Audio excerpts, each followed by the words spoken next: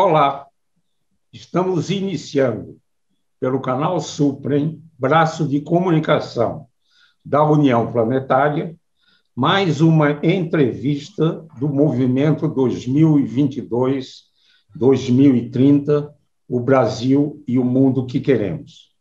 Uma parceria da Universidade de Brasília, através do Núcleo de Estudos do Futuro, do Centro de Estudos Avançados Multidisciplinares, com a União Planetária. Vamos hoje ter a oportunidade, o privilégio de conversar com o professor Varhan Agopian, reitor da Universidade de São Paulo. Vamos revisitar a formação de nosso convidado e conhecer suas principais atividades na Universidade de São Paulo. Vamos analisar também a educação e o desenvolvimento científico e tecnológico do país. O nosso convidado é graduado e mestre em Engenharia Civil pela Universidade de São Paulo e obteve seu doutoramento em Engenharia Civil pela London King's College, na Inglaterra. Tem também livre docência pela Universidade de São Paulo. Ocupou vários cargos importantes na USP, dos quais destaco diretor da Escola Politécnica, pró-reitor de graduação e atualmente é o reitor da Universidade de São Paulo.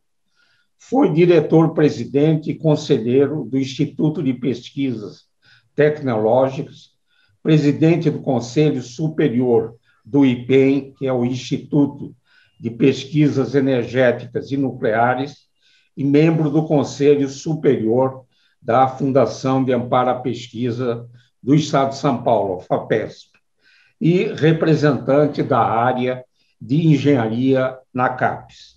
Tem extensa produção científica, 46 artigos em revistas científicas e 18 capítulos de livros. Orientou 24 teses de mestrado e 22 de doutorado. Orientou 24 teses de mestrado e 12 de doutorado. Recebeu inúmeros prêmios e homenagens, dos quais eu destaco Eminente Engenheiro do Ano, em 2004, do Instituto de Engenharia, cidadão paulistano, acadêmico da Academia Nacional de Engenharia e Ordem Nacional do Mérito Científico na categoria de comendador. Obrigado, professor Varhan Agopian, por ter aceito ao nosso convite. Na minha primeira indagação, pediria para revisitar a sua formação acadêmica e sua experiência profissional até chegar a ser reitor da Universidade de São Paulo. Bem, antes de mais nada, é um prazer muito grande rever o meu amigo Isaac Reutemann, que temos mais de 20 anos de amizade, e ter esse privilégio de poder participar dessa iniciativa do movimento 2022-2030 para pensar um pouquinho num país e num mundo melhor. Acho que é uma iniciativa muito boa.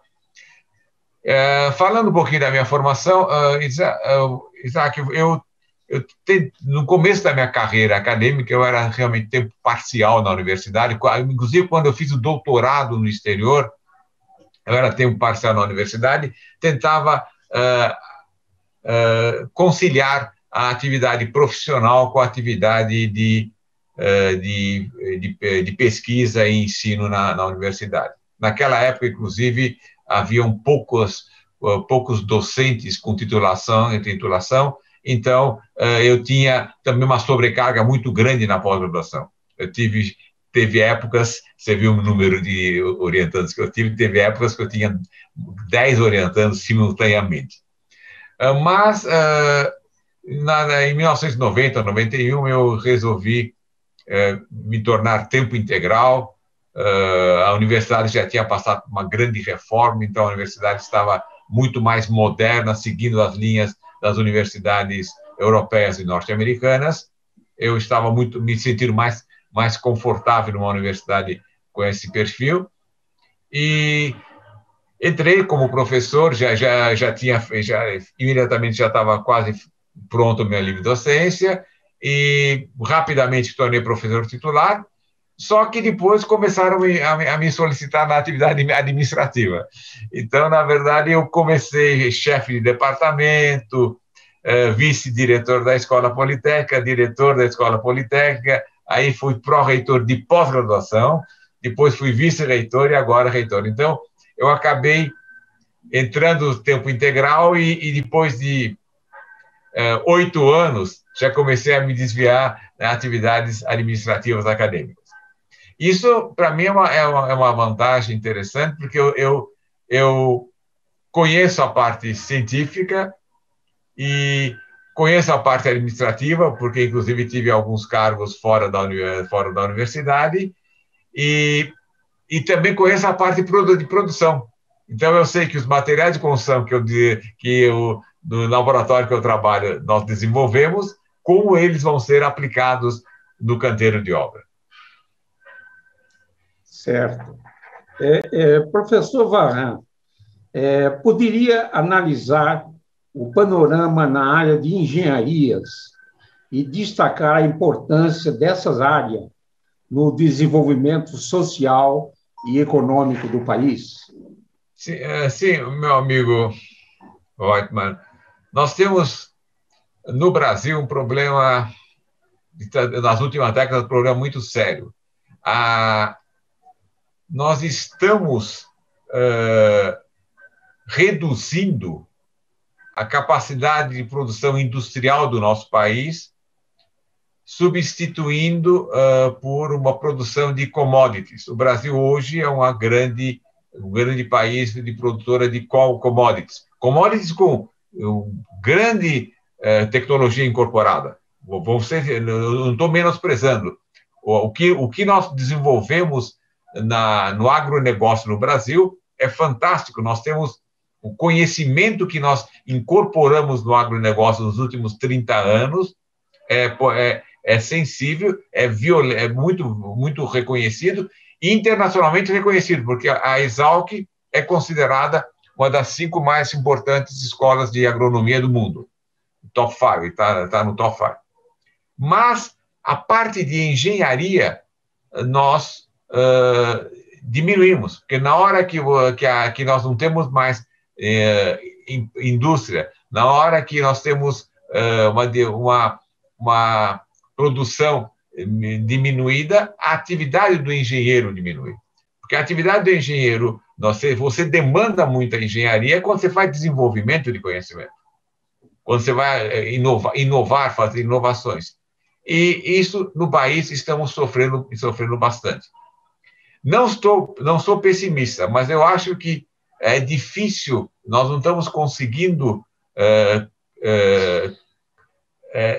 deixar claro para os nossos dirigentes que um país com mais de 200 milhões de habitantes precisa, sim, estar embasado em um forte desenvolvimento industrial que vai se refletir depois em um forte desenvolvimento da sociedade em si.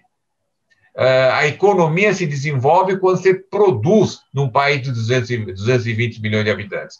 Não é um país de 2, 3 milhões que você consegue, por exemplo, manter somente com atividades financeiras.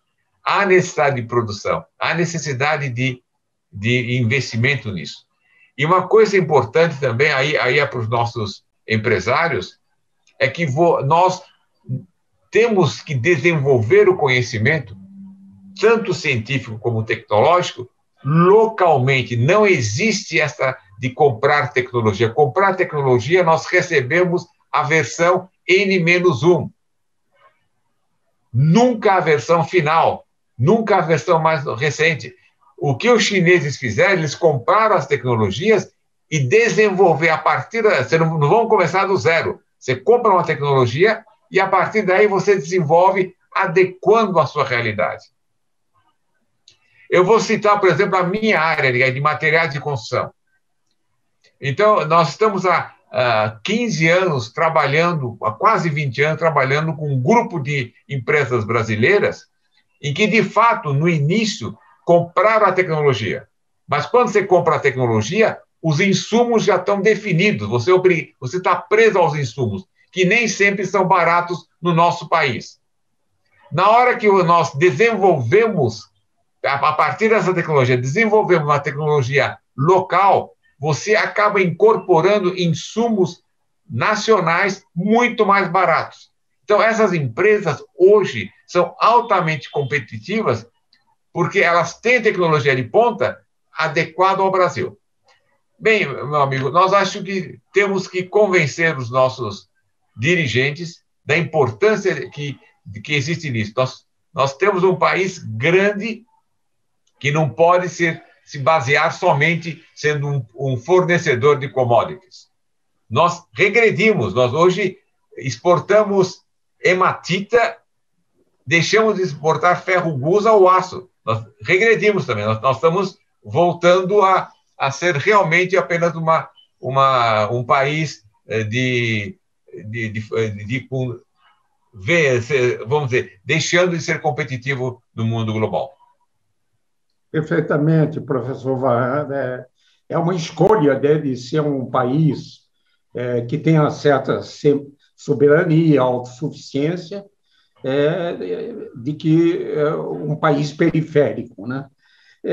Professor Varran, sendo reitor da mais importante universidade do país, poderia analisar a educação brasileira, especialmente a educação superior? Bem, se eu estou preocupado com o desenvolvimento econômico do país, eu estou muito preocupado com a educação. Eu começaria com a educação básica. Nós tivemos experiências, a USP já está há alguns anos reservando vagas para jovens oriundos de escolas públicas. Este ano, metade das vagas são para oriundos de escolas públicas e 1/3 dessas vagas para as minorias raciais. Meu amigo Isaac Reutemann, professor Reutemann, fizemos uma pesquisa em que 80 alunos de cotas e com cotas econômicas e raciais foram sorteados, professor, para não dizer que há uma tendência, foram sorteados. Esses 80 alunos receberam de uma instituição uma bolsa bem superior às bolsas que a universidade oferece, de R$800 por mês, para que eles se dedicassem integralmente ao estudo. Passado um ano, eles já estavam bem destacados. Passando 2 anos, eles estão no quartil superior. E, com um detalhe muito importante, como para eles a educação é uma mudança social, eles não abandonam a universidade. A desistência, o abandono é mínimo. Desses 80, se não me engano, 2 largaram a universidade. Dá uns 3%, muito abaixo da média da nossa universidade. Então, nós estamos perdendo talentos, porque esses jovens, se não tivessem essas reservas de vaga, não estariam dentro da universidade, e não tivessem essas oportunidades, não teriam esse brilho que estão tendo. Então, a educação tem que ser compreendida como uma base de formação, de desenvolvimento do país. E isso, não estou falando do primeiro mundo, pegando exemplos, África do Sul, a Turquia antes desse novo governo, são países que deram saltos de desenvolvimento através da educação. Os tigres, não preciso nem citar na Ásia, mas os exemplos estão claros e nós não estamos fazendo isso. E na educação superior, nós também temos uma dificuldade, porque, felizmente, as 3 universidades estaduais paulistas são autônomas. Então, nós não dependemos do governante do momento. Nós temos uma autonomia que está sendo preservada. Mas eu vejo a situação que estão meus colegas reitores das universidades federais, em que eles têm ciclos terríveis e não há uma compreensão. Eu tenho dificuldade, às vezes, dos políticos fazerem comparação de quanto está custando um aluno. Eu falei, meu caro, uma coisa é você ensinar o aluno, outra coisa é você ter uma universidade de pesquisa em que o ensino é oferecido no ambiente de pesquisa. Então, você não está formando alunos melhores ou piores, você está formando alunos com uma outra visão, alunos que não têm, vão ser profissionais que não terão nenhum receio de enfrentar novos desafios, porque eles, durante a sua fase de graduação, eles conviveram num ambiente de pesquisa, como a UNB, como a USP, como várias universidades públicas brasileiras. Então, novamente, nós estamos tendo uma dificuldade muito grande. E o que me preocupa mais, Isaac, vou ser sincero, nós estamos, em relação ao ensino, piores que os nossos vizinhos latino-americanos. Piores. Então, é um outro desafio que nós temos. É demonstrar que educação é um investimento, lógico, a longo prazo, mas não tão longo prazo, porque você tem resultados a médio prazo já. E o país precisa de investimento em educação e, certamente, com isso, você até reduz o investimento em outras áreas. Porque com a educação, a pessoa já consegue enfrentar e se colocar na sociedade. Professor Varran, eu concordo 100%, né? Quero destacar, né, que a Organização Mundial de Saúde ela diz que 4% das nossas crianças ou jovens em todo o mundo, né, tem uma alta habilidade, né? E muitos países, né, eles identificam esses talentos, essas altas habilidades, né, e, inclusive, fazem um caminho educacional específico para aquele cidadão. Por isso que, de vez em quando, a gente olha no jornal e vê que uma menina de 16 anos na Universidade de Cambridge tem o título de PhD, né? Se a gente for analisar, ela foi identificada com o talento para aquela área, né? E é importante, na minha visão, que as universidades fiquem atentas aos talentos que possam ser identificados muito previamente à entrada na universidade. E o país se beneficiaria muito, né? E talento não depende da classe social, né? Ela está, esses 4% estão espalhados por toda a população. Professor, desculpe, professor, é o que eu falei, né? Quer dizer, na hora que nós damos oportunidade, esses talentos aparecem. É que a nossa legislação, professor, é também muito complicada. Por exemplo, a USP gostaria muito de premiar os vencedores das Olimpíadas. Nós levamos quase uma década para conseguir viabilizar uma estrutura legal para fazer isso. Nós não podemos fazer um exame oral. Então, e conseguir verificar. Por exemplo, eu vi na França, no exame oral, o aluno não sabia o que era uma força centrípeta, nem me lembro se era centrípeta ou centrífuga, mas o aluno indicou para o examinador que ele tinha noção do que estava acontecendo. Ele foi aprovado, numa grande école francesa. No Brasil, esse aluno não seria aceito de hipótese alguma. Então, nós precisamos também modificar um pouquinho a nossa cultura, essa nossa cultura burocrática. Um jovem talentoso, uma pessoa superdotada, ele formalmente não pode entrar na universidade se não tiver todos os requisitos, ter o ensino médio e assim por diante. E é curioso, ele é considerado como uma pessoa que,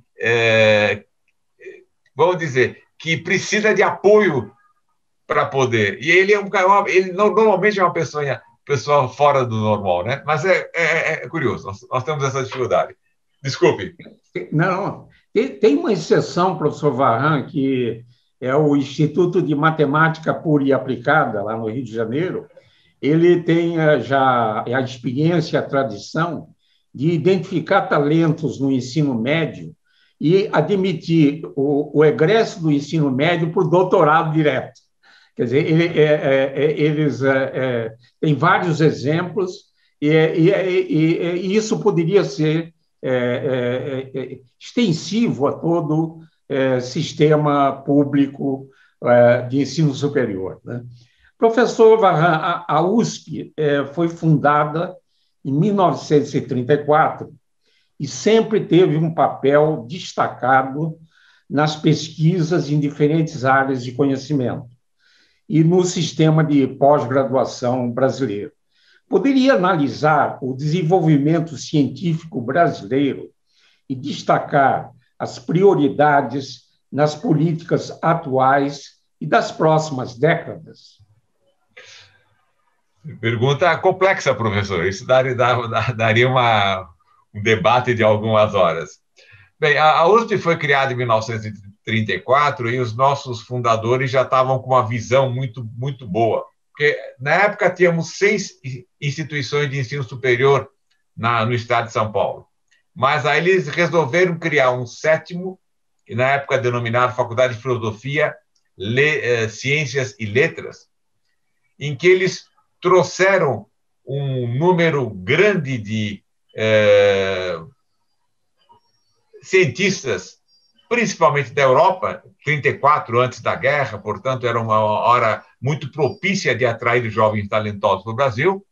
Chegaram mais de 40 jovens cientistas para cá, dentro dessa nova unidade, e eles serviram para amalgar a pesquisa e difundir a pesquisa nas nossas unidades já existentes. Quer dizer, a própria Escola Politécnica se beneficiou muito com os físicos, matemáticos, geólogos que vieram para essa Faculdade de Filosofia, Ciências e Letras, que depois foi desmembrada.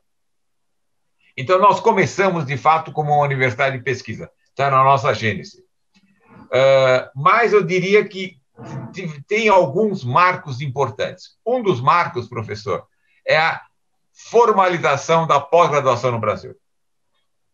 Então, com aquele relatório Sucupira de 1966, em que a pós-graduação se estabeleceu, foi possível aumentar a produção científica do país. Quer dizer, cada professor tem também os seus alunos.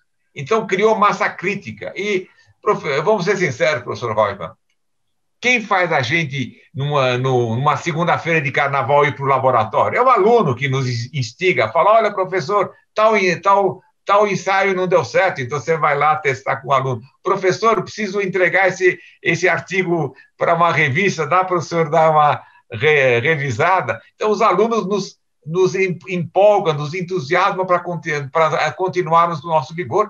Então, nós multiplicamos a pesquisa no Brasil. E o resultado foi marcante. Todas as estatísticas demonstram isso. E o segundo marco que eu queria também colocar foi a experiência que as universidades estaduais paulistas tiveram em 1988, a autonomia. Não somente a autonomia acadêmica, mas a autonomia de gestão. O professor Reutemann, eu afirmo que desses 30 anos,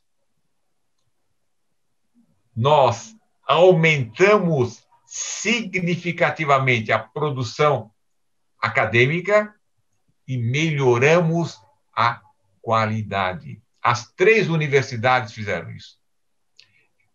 Por quê? Porque os reitores, os gestores podem planejar pelo menos a médio prazo. E se tivermos dificuldades, a nossa autonomia permite nos recuperar. Nós tivemos problemas financeiros sérios há 8 anos atrás na universidade. A nossa autonomia permitiu que a gente tomasse decisões rápidas e superássemos a dificuldade. Então, esses dois marcos para mim, foram muito importantes, na minha opinião. A formalização da pós-graduação no país, que foi importantíssimo. Desculpe, formalização da pós-graduação e a avaliação, porque o papel da CAPES é fundamental. Nós como já fomos, o senhor também já foi reitor, nós sempre criticamos, temos brigas, tal, mas ela é fundamental. Então, a pós-graduação foi fundamental e a autonomia universitária. Aquela coisa que Córdoba, há 100 anos atrás, já propagava.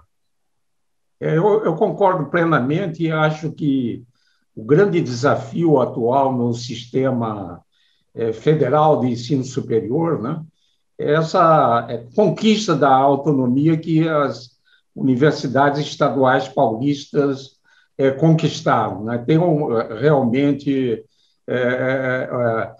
ser dona dos caminhos que vai percorrer e certamente isso vai beneficiar o nosso país em todas as dimensões positivas. Professor Varran, o movimento 2022-2030, o Brasil e o mundo que queremos, ele procura envolver os jovens na construção de caminhos para termos um Brasil melhor e mais justo. Nesse final de programa, poderia enviar uma mensagem aos jovens que nos assistem? Eu acho que vou ser redundante, professor Reutemann, mas acho que eu preciso ser. Acho que a minha mensagem para esses jovens é: o futuro só será melhor se cada um desses jovens entenderem que precisam da educação para se tornarem não apenas profissionais melhores, mas cidadãos melhores. E isto não é só bom para eles, mas é para toda a sociedade. Então, eu acho que os meus jovens estudem e entendam que estudo não é somente um diploma na parede, estudo é a sua formação. E a sua formação vai permitir que você seja um bom profissional, mas muito mais do que isso, um bom cidadão. E certamente todos vão se beneficiar, não apenas você e a sua família. Bela mensagem, professor Varran. Concordo plenamente com ele. Gostaria de agradecer imensamente a sua interessante e importante conversa, desejar que no futuro próximo nós realmente tenhamos um sistema de educação equalitário, dando oportunidade a todos os brasileiros e brasileiras, e que realmente haja uma política de continuidade nos investimentos em ciência e tecnologia, né? Como mencionou, respondendo à primeira indagação, é importante termos commodities, mas é importante nos prepararmos para um mundo do século XXI. Né? Eu ouvi, não me lembro onde que o consumo de energia elétrica pelas indústrias está diminuindo, o que coincide com a sua afirmação de que nós estamos indo para trás, temos que ir para frente, nunca para trás. E quero expressar aqui minha admiração pela sua pessoa, pelo seu papel na avaliação da CAPES há muitos anos atrás, e considerar que a Universidade de São Paulo ela tem uma responsabilidade muito grande em ser a nossa bússola, né, para o ensino superior como um todo, pela sua história, pelas suas contribuições, pelas suas belas iniciativas em muitos campos, de maneira que eu estendo meu agradecimento a toda a comunidade universitária da Universidade de São Paulo. Muito obrigado, então, professor Varran.